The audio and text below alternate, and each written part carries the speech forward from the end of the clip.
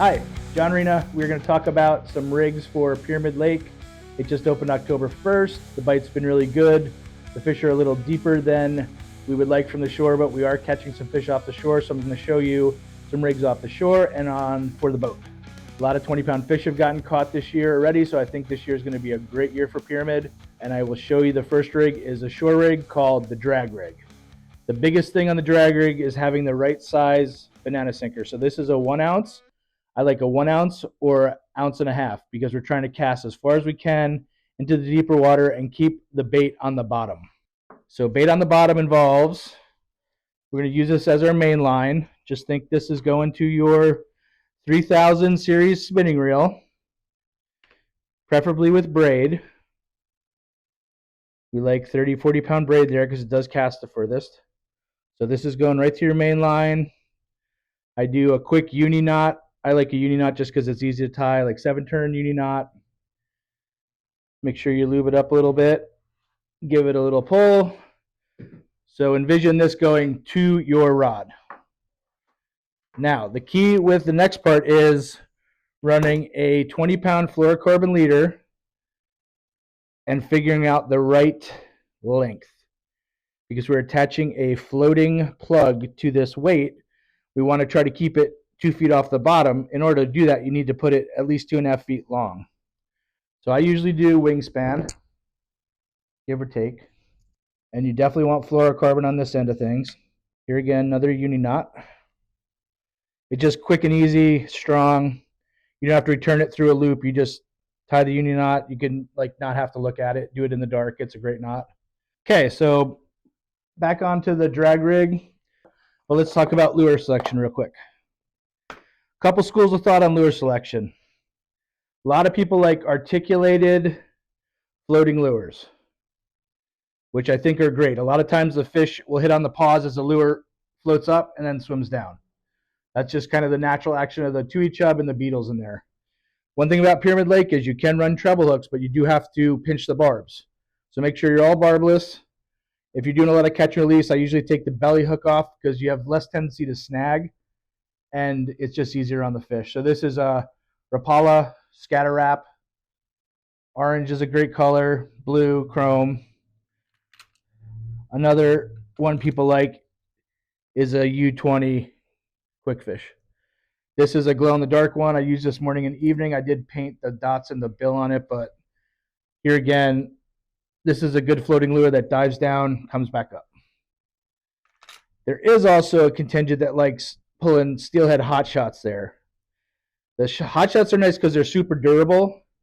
The lip can't break off. Whereas, the Rapalas, if you hit a rock or something, the lip can break off on them.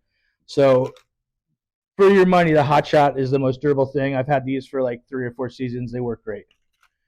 The other thing you can do behind this rig is fish a soft plastic. You don't want to put a weight on your soft plastic. You just want to rig it pretty much no weight. Hook appropriate to the size of the bait. Pearl, flake, all these colors kind of all imitate like a light colored bait fish, which is the tui chub there. So these are the top color picks that I found there. I really like anything with a paddle tail. This is a G-wrap bait. This has been great. Anything with the rib, and then this is more durable than any of them, like just because it's stout. I think this is a Lunker City shad or something. Just rig them just like bass. You just rig. This is like a stout trocar worm hook. You want to do at least 2x heavy hook. You don't want to run a thin wire hook there. It'll bend out. And you just kind of get this in there.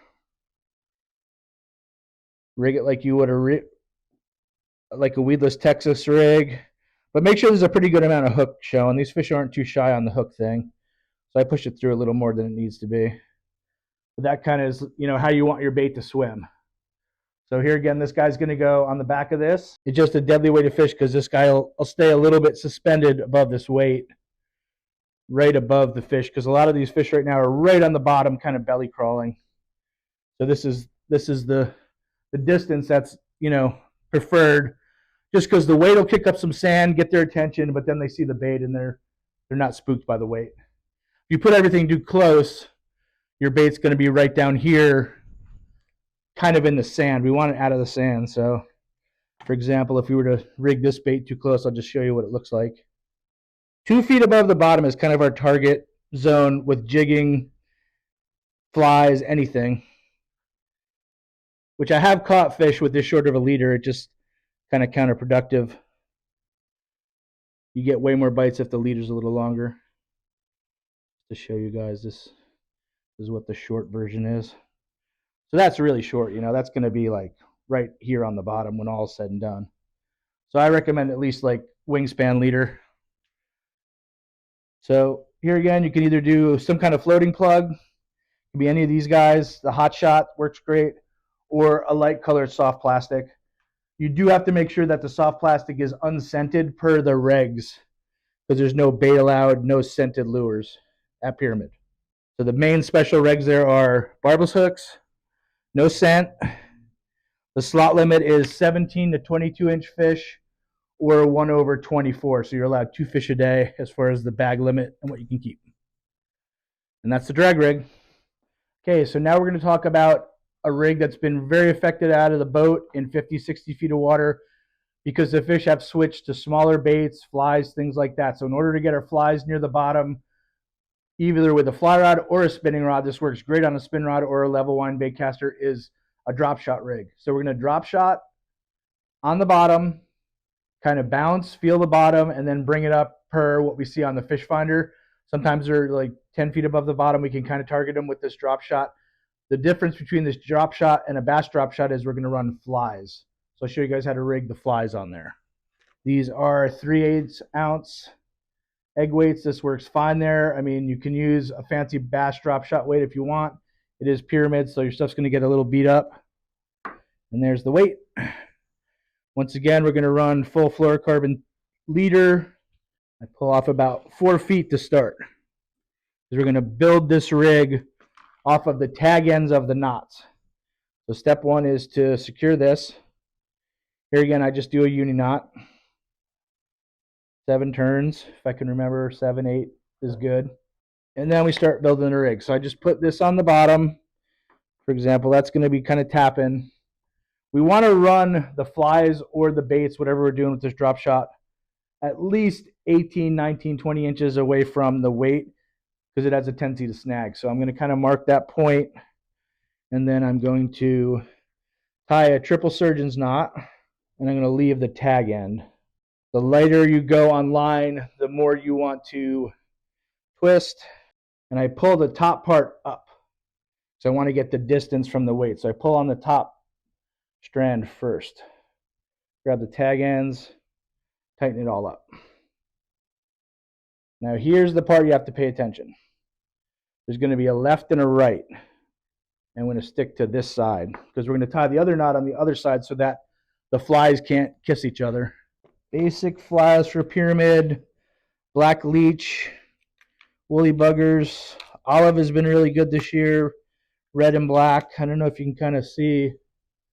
Those are the flies.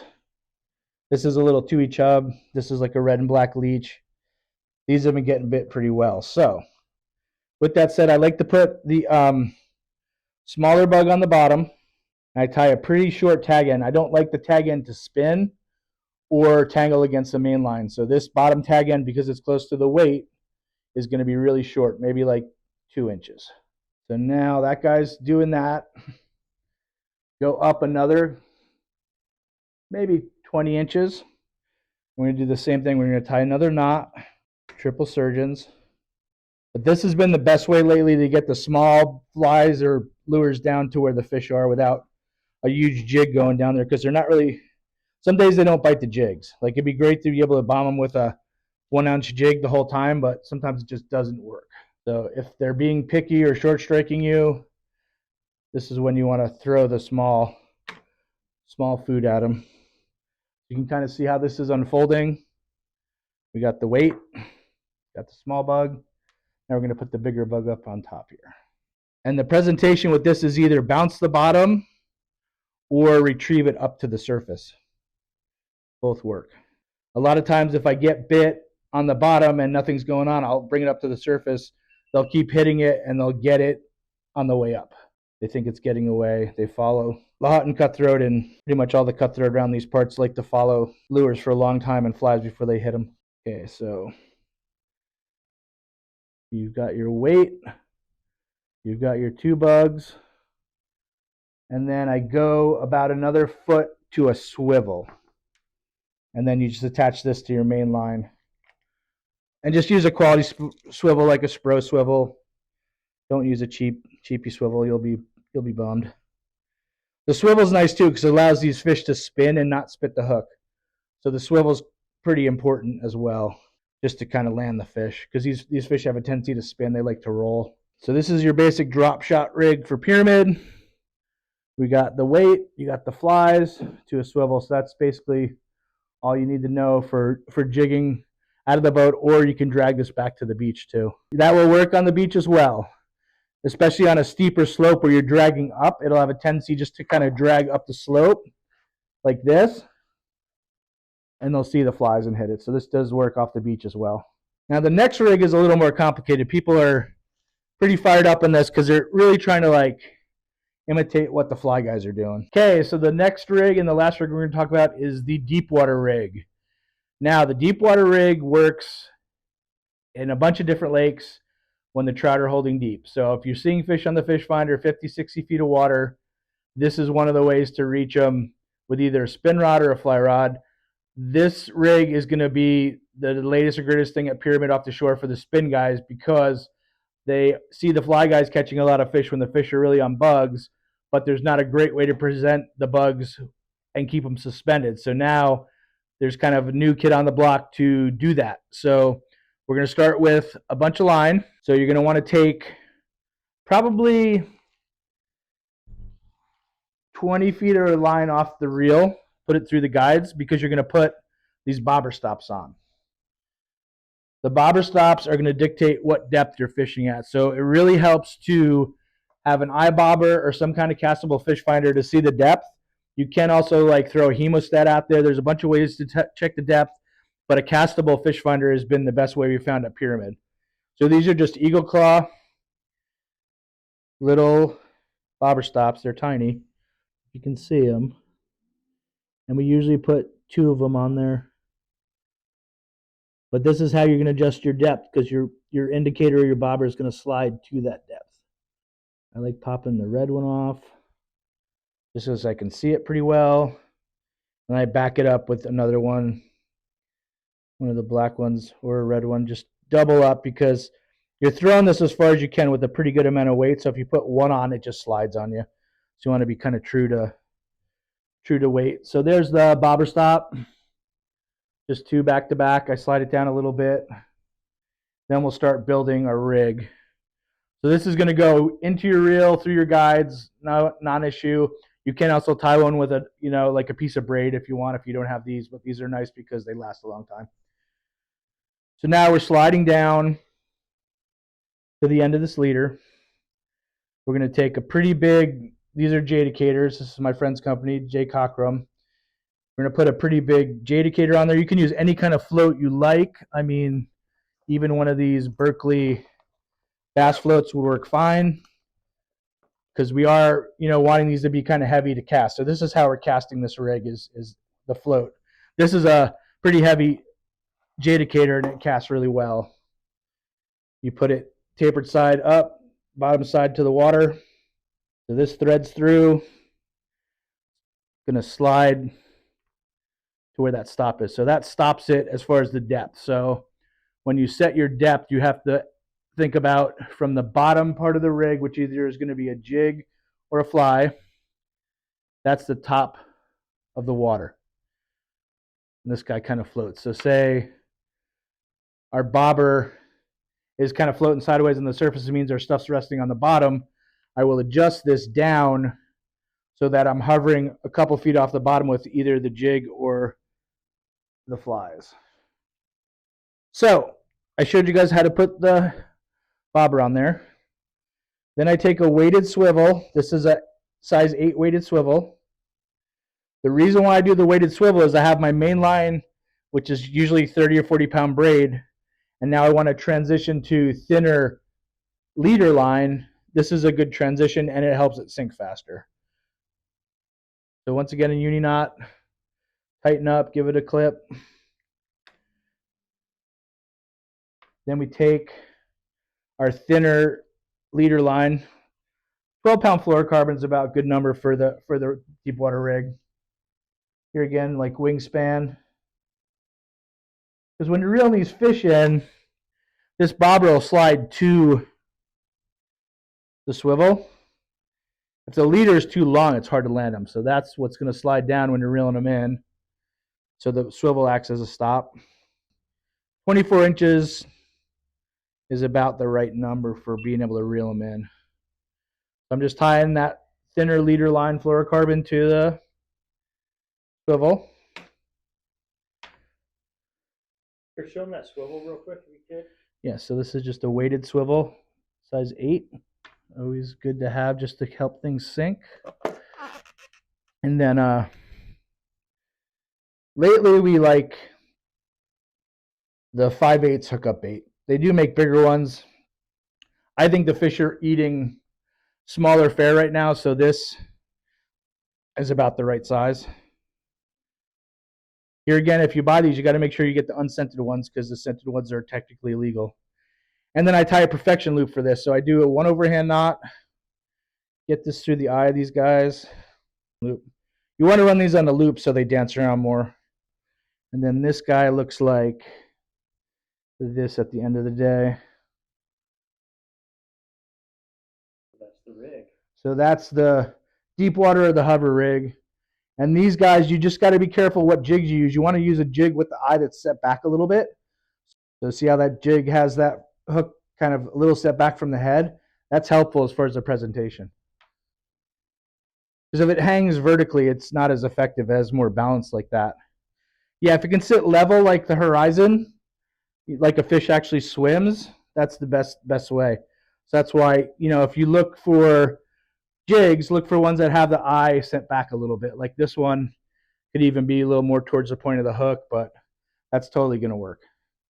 Because the bobber rig will excel when there's some wave action that causes the bobber to move up and down. So this thing will be jumping around. If it's dead calm, best thing to do is twitch this and bring it slowly back to the shore and just twitch it. So those are the kind of the tricks with the deep water rig. John Riina, and I'm from Truckee, California. Fishing guide, I guide on the Truckee, I guide Davis Lake.